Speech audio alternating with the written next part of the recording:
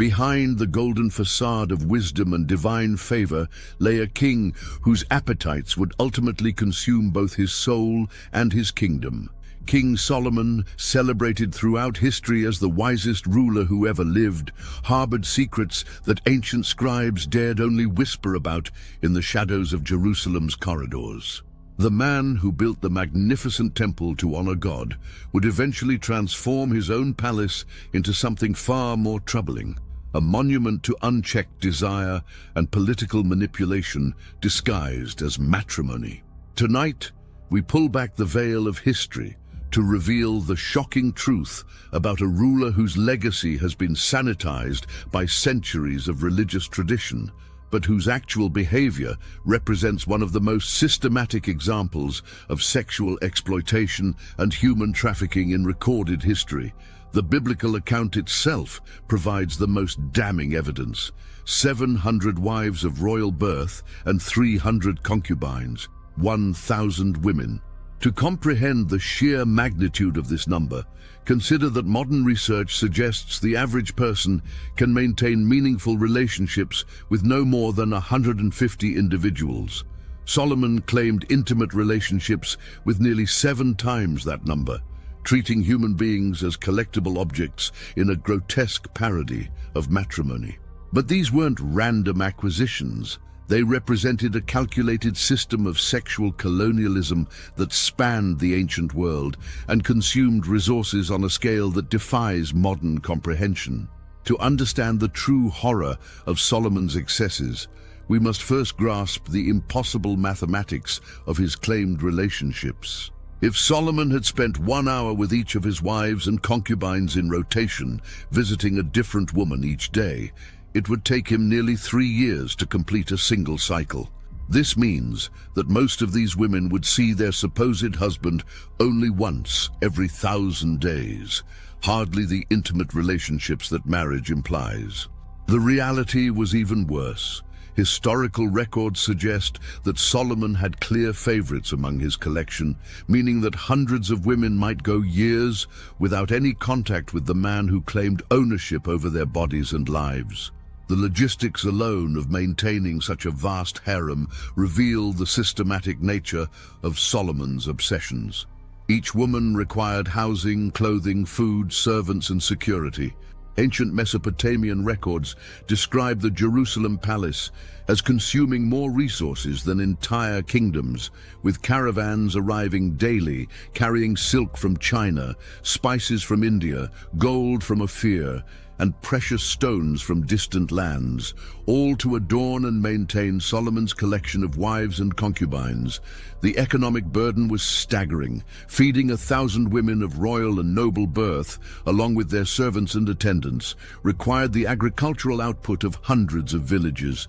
Clothing them in the luxury befitting their supposed status demanded the work of thousands of weavers, dyers, and craftsmen. Housing them required constant expansion of the palace complex, with new wings being added throughout Solomon's reign to accommodate his ever-growing acquisition of women. Recent archaeological excavations in Jerusalem have revealed the true scope of Solomon's architectural obsession with his harem. The palace complex eventually covered more than 25 acres, making it one of the largest residential structures in the ancient world. The layout was designed with meticulous attention to control and surveillance, featuring intricate networks of private apartments, secluded gardens, and interconnected chambers that facilitated the king's access to his collection while maintaining strict control over their movements. Each section of the palace was designed with a specific hierarchy in mind. The innermost chambers housed the Egyptian princess and other wives of greatest political importance, while successive rings contained women of lesser status, creating a human geography that reflected Solomon's twisted value system. The architectural evidence tells a disturbing story of systematic dehumanization. Hidden passages allowed Solomon to move between sections unobserved, while strategically placed guard posts monitored every entrance and exit. The palace featured an elaborate network of courtyards, each designed to provide privacy for intimate encounters while preventing escape or unsupervised communication between residents.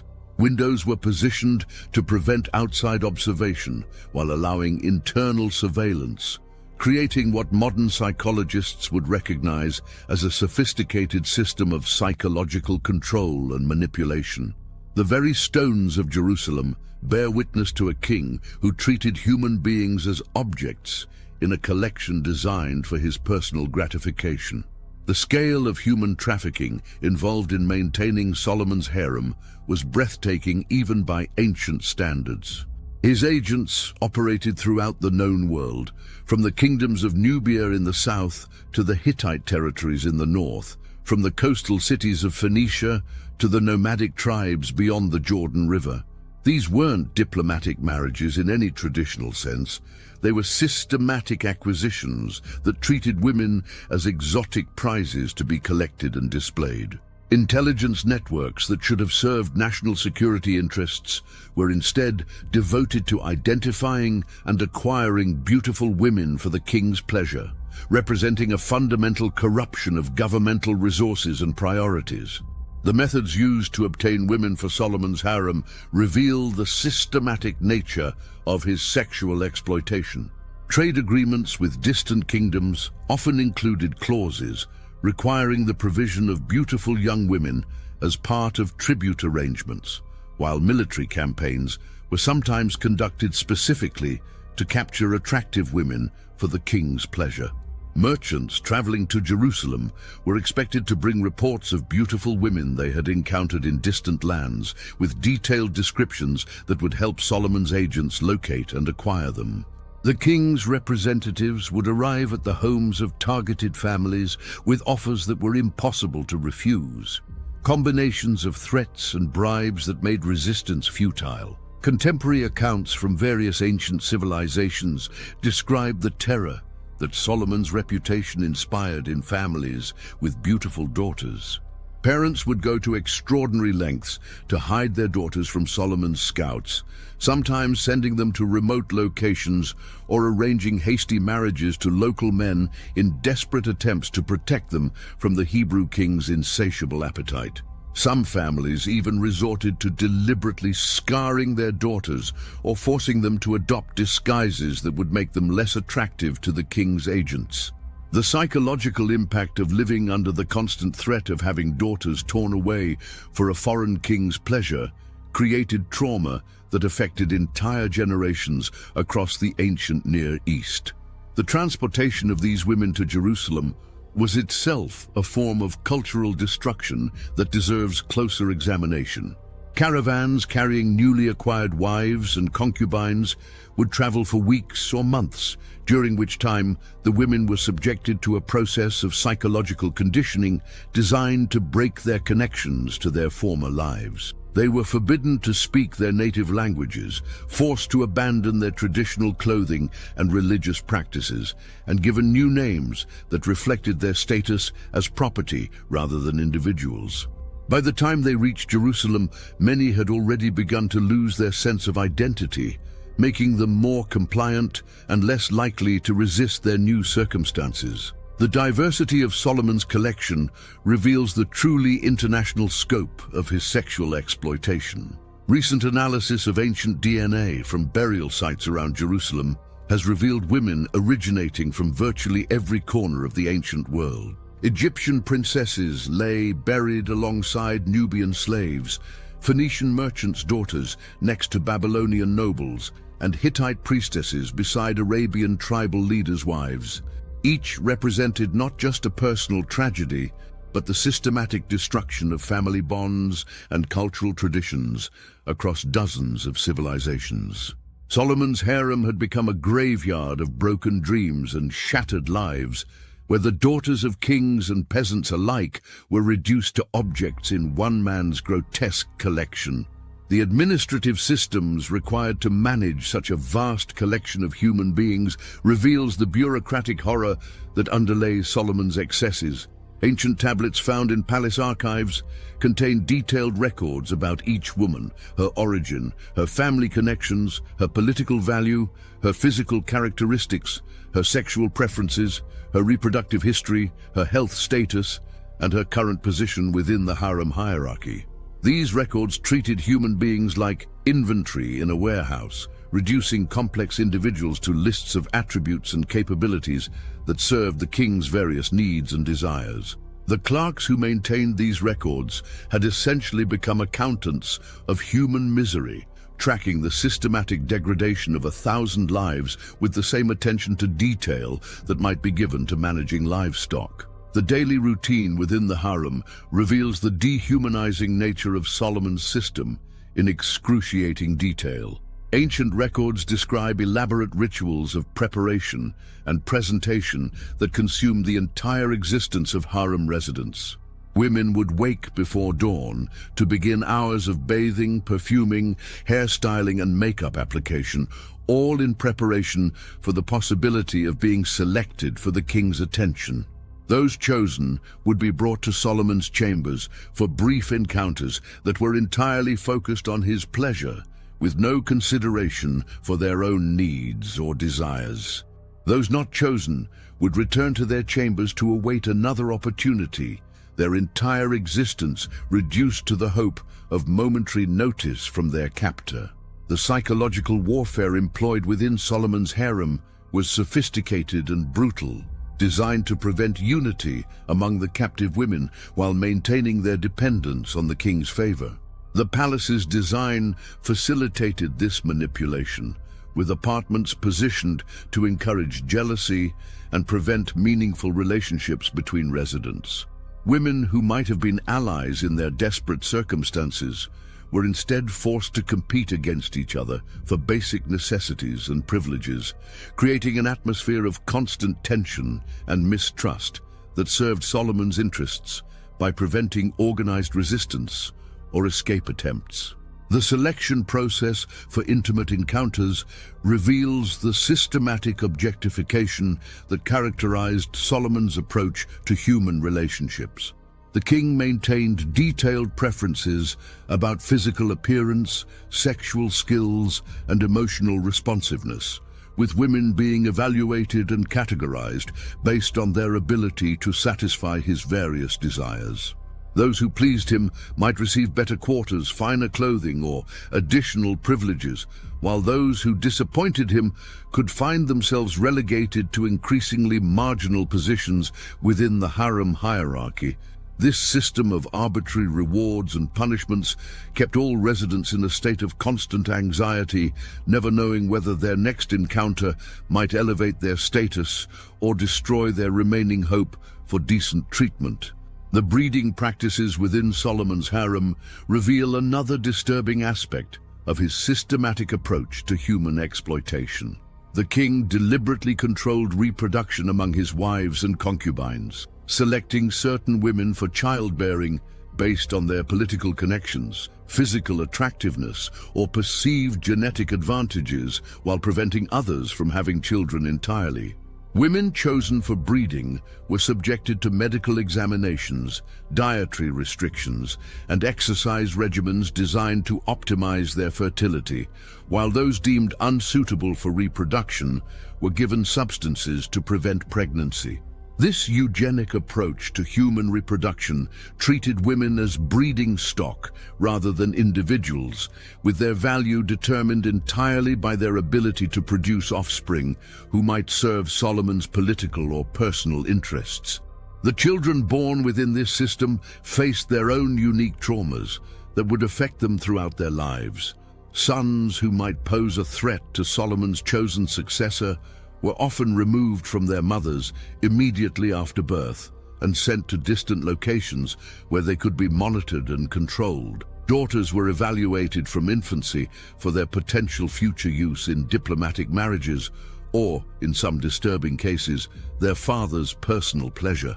The psychological impact of growing up in such an environment, surrounded by hundreds of women competing for attention while living under constant surveillance and control, created a generation of deeply damaged individuals who carried the trauma of Solomon's excesses into their own adult lives. The medical consequences of Solomon's sexual practices were severe and well documented in ancient medical texts that have only recently been translated and understood. The constant sexual activity required to maintain relationships with 1,000 women took a devastating toll on Solomon's physical health, causing chronic fatigue, depression, and various ailments related to sexual excess. Ancient physicians' records describe treating the king for conditions that modern medicine would likely diagnose as sexual addiction, along with the physical complications that resulted from his compulsive behavior. The irony that the wisest man in history was destroying himself through his inability to control his basest appetites was not lost on contemporary observers, who began to question whether divine wisdom was compatible with such obvious moral corruption. The healthcare system required for the women in Solomon's harem was itself a massive undertaking that reveals the scope of suffering within the palace walls. With 1,000 women of childbearing age living in close quarters, pregnancies, births, miscarriages, and infant deaths were constant occurrences. Ancient records describe a staff of dozens of physicians, midwives, and healers dedicated solely to maintaining the physical health of the harem, while separate facilities were maintained for women suffering from mental illness or physical disabilities that made them less valuable to the king. The mortality rate within the harem was significantly higher than in the general population, with many women dying young from complications of childbirth, suicide, or diseases related to the stress and depression of their captivity. The mental health crisis within Solomon's harem was perhaps even more devastating than the physical suffering. Modern psychological analysis of ancient accounts suggests that many harem residents suffered from what would now be recognized as severe depression, anxiety disorders, and post-traumatic stress syndrome. The combination of cultural displacement, social isolation, sexual exploitation, and constant fear created psychological damage that often proved irreversible. Some women retreated into catatonic states, unable to function in their nightmare reality, while others developed elaborate fantasy worlds that allowed them to mentally escape their circumstances. The palace included special quarters for women who had suffered complete mental breakdowns, where they were kept alive but essentially forgotten until death provided their only release from suffering. The economic impact of Solomon's sexual excesses extended far beyond the direct costs of maintaining his harem, creating distortions throughout the ancient world economy that affected millions of people. The constant demand for luxury goods to satisfy his wives created inflation throughout the ancient Near East, as merchants competed to supply the Jerusalem court with increasingly exotic and expensive items. Traditional trade routes were disrupted as resources were redirected to serve the palace's insatiable appetite for novelty and luxury. Entire industries developed to serve Solomon's needs, from silk production in distant China to pearl diving in the Persian Gulf, all driven by one man's sexual obsessions rather than legitimate economic demand. The agricultural burden of feeding and housing 1,000 women of royal status, along with their servants and attendants, required the conscripted output of hundreds of villages throughout Hebrew territory.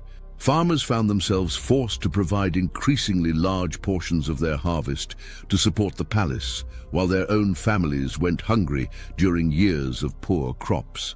The system of taxation and tribute that developed to support Solomon's excesses created widespread poverty and resentment among his own subjects, who began to see their king not as a wise ruler bringing prosperity to the nation, but as a tyrant who valued his personal pleasure above their basic survival needs.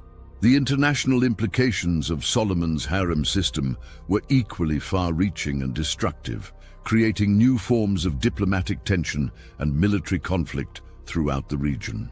Foreign rulers, who had initially viewed matrimonial alliances with the Hebrew king as advantageous, began to realize they were being exploited rather than honored. Daughters sent to Jerusalem disappeared into the palace complex, never to be heard from again, while the promised political benefits of these alliances often failed to materialize as Solomon became increasingly focused on personal gratification rather than international cooperation. This created a growing network of resentment and hostility that would eventually contribute to the military challenges Solomon faced in his later years. The intelligence networks that other kingdoms developed to monitor Solomon's activities reveal the international concern about his systematic exploitation of women. Ancient archives from Egypt, Assyria, and Babylon contain detailed reports about conditions within the Jerusalem harem, compiled by spies and informants who risked their lives to gather information about the fate of their countrywomen. These reports describe a level of systematic abuse and exploitation that shocked even societies that were accustomed to royal excess and polygamous practices. The reputation of Solomon's court spread throughout the ancient world, carried by merchants, diplomats, and refugees who had witnessed the systematic dehumanization taking place within the palace walls. The diplomatic consequences of treating foreign princesses as collectible objects rather than honored wives created new forms of international instability. Kingdoms that had once viewed Hebrew power with respect began to see Solomon's court as a place of moral corruption and dangerous excess. Trade relationships were strained as foreign partners began to demand guarantees about the treatment of their citizens in Jerusalem, while military alliances became increasingly difficult to negotiate as other rulers questioned whether they could trust a king who showed such systematic disregard for basic human dignity. The soft power that Hebrew civilization had once exercised through its reputation for justice and wisdom was being systematically destroyed by its rulers' sexual obsessions. The religious corruption that Solomon's harem introduced into Hebrew society represents perhaps the most profound and lasting damage of his reign. Each wife and concubine brought her own religious traditions, creating a bewildering mixture of faiths and practices within the supposedly monotheistic Hebrew kingdom. Solomon didn't merely tolerate these foreign religions to maintain peace within his household. He actively participated in and promoted them, building temples and shrines throughout Jerusalem to accommodate the religious preferences of his collection of women. The king who had built the great temple to honor the Hebrew god was simultaneously constructing altars where he worshipped deities whose very names were abomination to Orthodox Hebrew faith. Archaeological evidence reveals the systematic nature of this religious corruption, with foreign religious sites eventually outnumbering Hebrew ones within the palace complex by a ratio of nearly 15-1. Excavations have uncovered altars dedicated to Ashtoreth, the Sidonian goddess of fertility and war, Chemosh, the Moabite deity who demanded child sacrifice, Molech, the Ammonite god whose worship involved passing children through fire, and dozens of other deities from across the ancient world. Inscriptions found in these shrines indicate that Solomon personally participated in rituals that included human sacrifice, ritual prostitution, and other practices that were fundamentally incompatible with Hebrew monotheism. The man who had been blessed with divine wisdom was systematically abandoning the source of that blessing in favor of gods who promised more immediate and tangible rewards for his devotion. The transformation of Jerusalem from a center of monotheistic worship into a cosmopolitan religious marketplace reflects the extent of Solomon's moral corruption. The city that had been chosen as the dwelling place of the Hebrew god was becoming a place where every conceivable form of pagan worship could be found. Foreign priests and priestesses, brought to serve the religious needs of Solomon's wives, established themselves as permanent residents and began attracting Hebrew converts to their various cults. The religious pluralism that resulted wasn't the enlightened tolerance that modern observers might imagine. but a chaotic mixture of competing superstitions and corrupt practices that undermined the moral foundation upon which Hebrew society had been built. The cultural impact of Solomon's religious syncretism extended throughout Hebrew society, as court practices influenced the broader population. Wealthy Hebrew men began emulating their king's example, not only in taking multiple wives, but in adopting the foreign religious practices that had become fashionable at court. Traditional Hebrew values of modesty, faithfulness, and moral restraint were being replaced by an obsession with status, luxury, and sexual display that was fundamentally foreign to Hebrew culture. The very identity of the Hebrew people was being transformed by their king's appetite for exotic women and the religions they brought with them. The generational impact of this cultural erosion was particularly devastating and would persist long after Solomon's death. Young Hebrews who grew up during Solomon's later reign had no memory of the religious and moral clarity that had characterized earlier periods of Hebrew history. For them, the mixture of Hebrew and foreign practices seemed normal, even desirable, while the strict monotheism of their ancestors appeared primitive and restrictive. This generational shift in values would contribute to the religious instability that plagued Hebrew society for centuries, making it increasingly difficult to maintain the cultural cohesion that had made Hebrew civilization distinctive among ancient peoples. The specific religious practices that Solomon adopted reveal the depth of his departure from Hebrew faith. Ancient texts describe his participation in fertility rituals that involved sexual acts with temple prostitutes, believing that such practices would increase the productivity of his kingdom and the size of his harem. He consulted foreign oracles and soothsayers who promised to help him identify the most sexually desirable women throughout the ancient world, abandoning the Hebrew practice of seeking divine guidance through prophets and priests. Most disturbing of all, archaeological evidence suggests that Solomon participated in child sacrifice rituals, offering some of his own offspring to foreign deities in exchange for promises of continued sexual prowess and political power. The security measures necessary to prevent escape or rebellion within such a large group of essentially captive women required a substantial military presence that transformed the palace into an armed camp. Archaeological evidence suggests that nearly half of the palace complex was dedicated to housing guards, with watchtowers, gates, checkpoints, and armories positioned throughout the residential areas.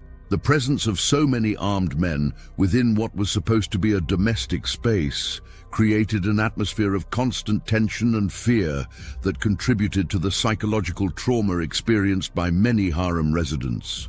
Women lived in constant awareness that any attempt to escape or resist would be met with immediate and severe consequences. The guard force required to maintain security within Solomon's harem numbered in the thousands and represented a significant drain on Hebrew military resources. These weren't ordinary soldiers, but specially selected men who had demonstrated absolute loyalty to the king and complete willingness to participate in the systematic oppression of the harem residents. Many were foreign mercenaries who had no cultural or religious ties to Hebrew society, making them more willing to carry out orders that Hebrew soldiers might have questioned. The presence of this private army within the palace created a state within a state, with loyalties and interests that often conflicted with the broader needs of Hebrew society.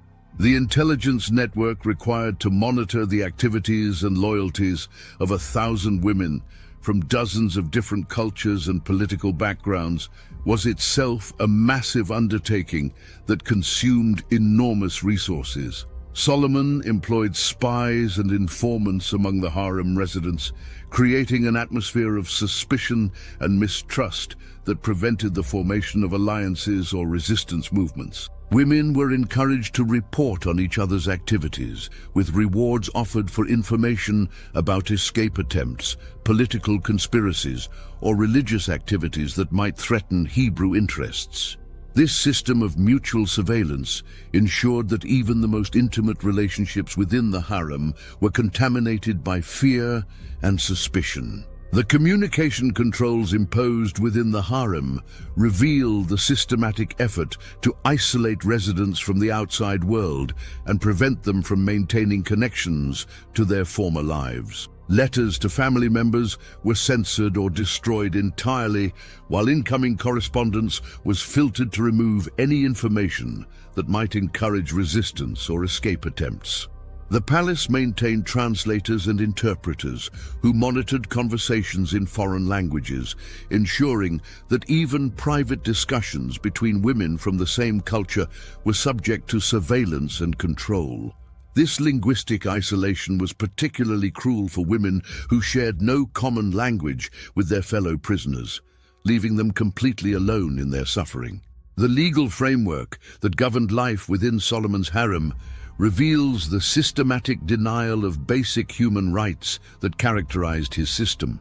Women had no legal standing, no right to property, no ability to seek divorce or separation, and no recourse against abuse or neglect. They existed entirely at the king's pleasure, with their lives controlled by regulations that treated them as valuable objects rather than human beings. The contrast between the justice that Solomon famously demonstrated in public cases and the systematic injustice that governed his private life reveals the extent of his moral corruption and the fundamental contradiction at the heart of his reign.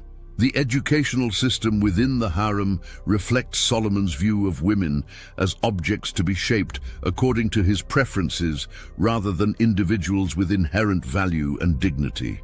New arrivals were subjected to intensive training designed to erase their original cultural identities and replace them with behaviors and attitudes that would please the king. This cultural programming included forced language instruction, religious conversion, sexual education, and etiquette training that transformed foreign princesses into standardized products designed to satisfy one man's fantasies about exotic women. The psychological violence of this process was often more devastating than physical abuse, as it systematically destroyed everything that had given meaning to these women's lives. The entertainment systems within the palace complex reveal the extent to which Solomon's entire world had become oriented around his sexual appetites and the need to maintain control over his collection of human beings. Archaeological evidence describes elaborate facilities for music, dance, theatrical performances and games, all designed to provide amusement for the king and distraction for his collection of women.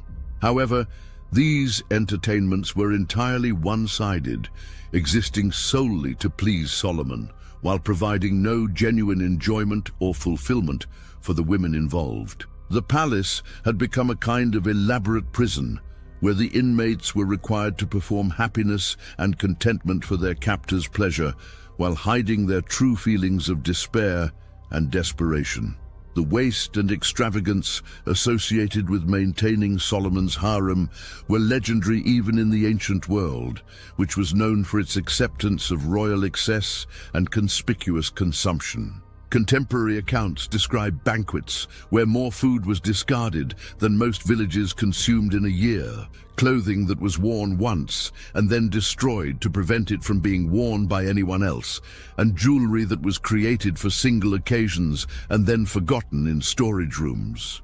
The scale of this waste was particularly offensive to Hebrew subjects who were struggling to meet the taxation demands necessary to support their king's lifestyle, creating resentment that would eventually contribute to civil war and the permanent division of the Hebrew kingdom.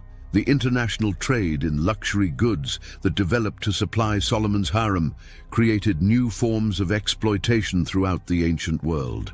Merchants who supplied the Jerusalem court often used forced labor to meet the enormous demand for silk, spices, precious stones, and exotic materials. The economic incentives created by one man's sexual appetites contributed to the expansion of slavery and human trafficking throughout the ancient Near East, as suppliers competed to provide increasingly rare and expensive items for the royal harem. Entire populations were enslaved to mine precious stones or harvest rare spices that would end up decorating women who were themselves essentially slaves in a royal prison.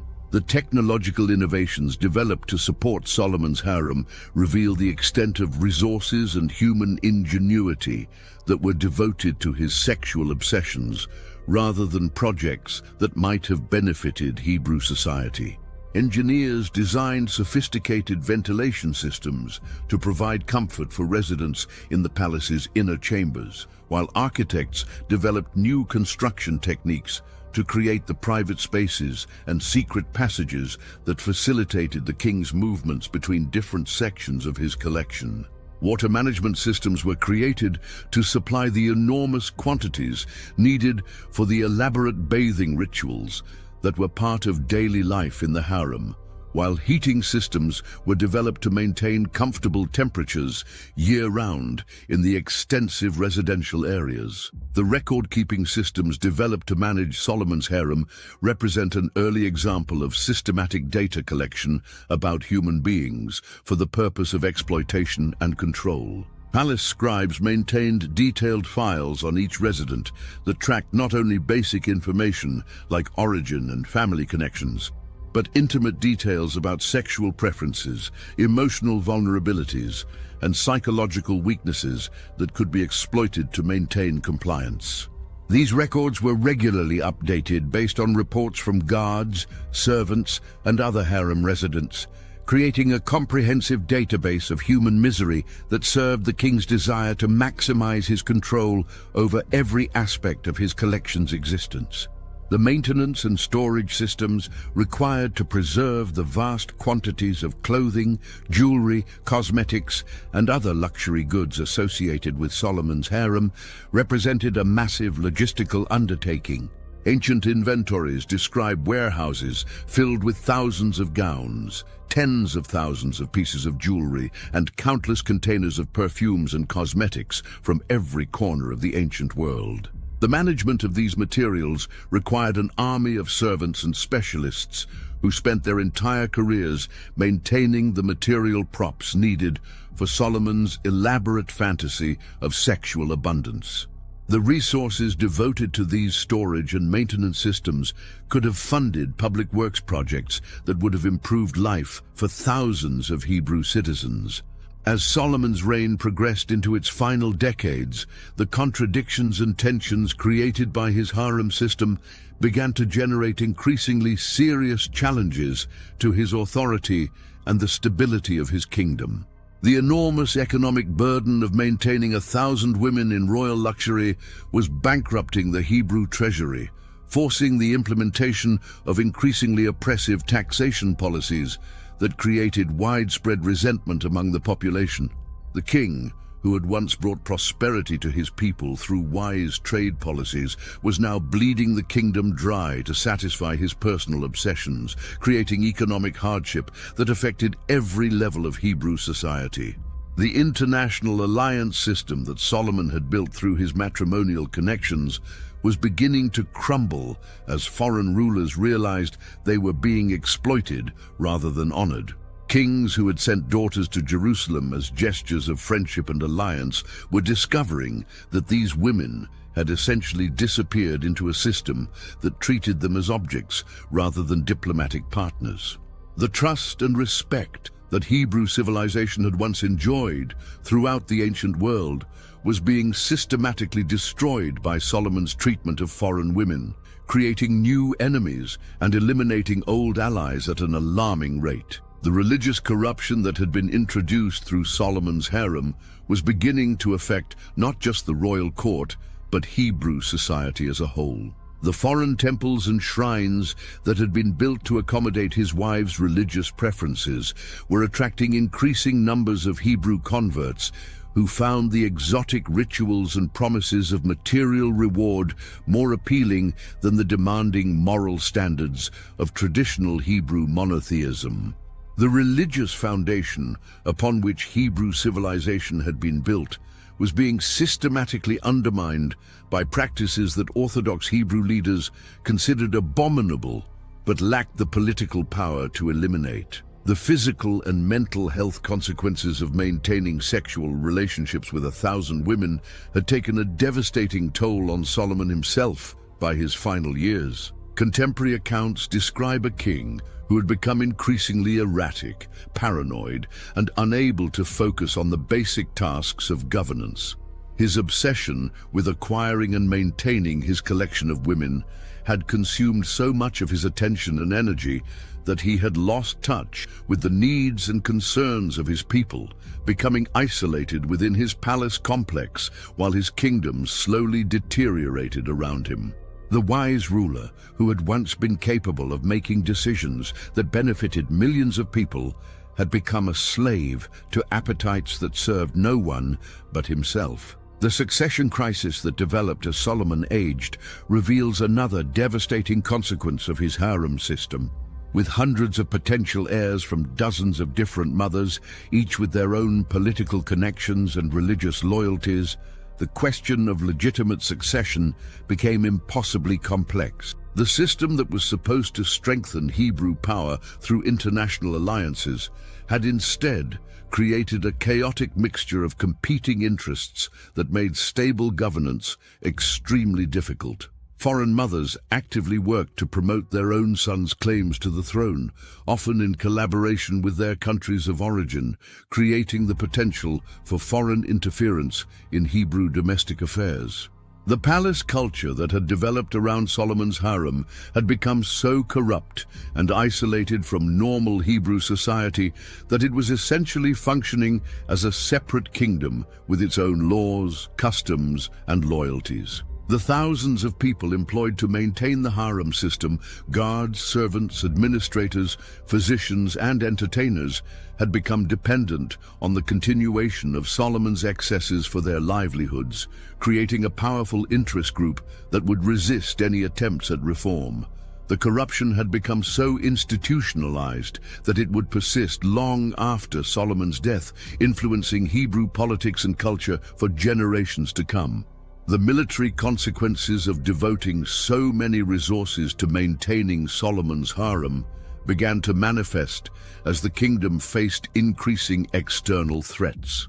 The guards required to maintain security within the palace complex represented a significant portion of Hebrew military strength that was unavailable for national defense, while the economic burden of supporting the harem system left insufficient resources for maintaining proper military equipment and fortifications. Neighboring kingdoms that had once feared Hebrew military power began to recognize that Solomon's obsessions had created vulnerabilities that could be exploited through military pressure or economic warfare. The social impact of Solomon's example on Hebrew society was becoming increasingly apparent as wealthy men throughout the kingdom began emulating their king's practices on a smaller scale. Polygamy became more common among the Hebrew elite, while the treatment of women as objects to be acquired and collected spread throughout the upper levels of society. The moral standards that had once distinguished Hebrew civilization from their neighbors were being systematically abandoned in favor of practices that prioritized male sexual gratification over family stability and social cohesion. The environmental consequences of Solomon's excesses were also beginning to manifest in ways that affected the entire region.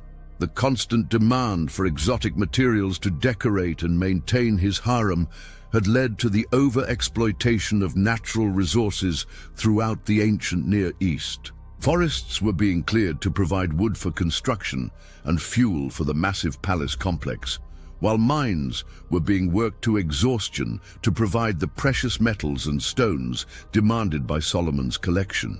The environmental degradation caused by one man's sexual appetites was creating shortages and conflicts that would persist long after his death. The documentation that survives from Solomon's final years reveals a ruler who had become increasingly detached from reality, surrounded by advisors who were afraid to tell him the truth about the consequences of his policies.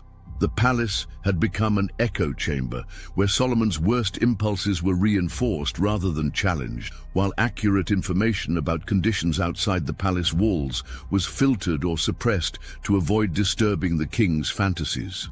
The wise ruler, who had once been capable of seeing through deception and making sound judgments, had become the victim of his own systematic self-deception and willful ignorance about the costs of his behavior. Solomon's death marked the end of an era, but the damage he had inflicted on Hebrew society would persist for centuries.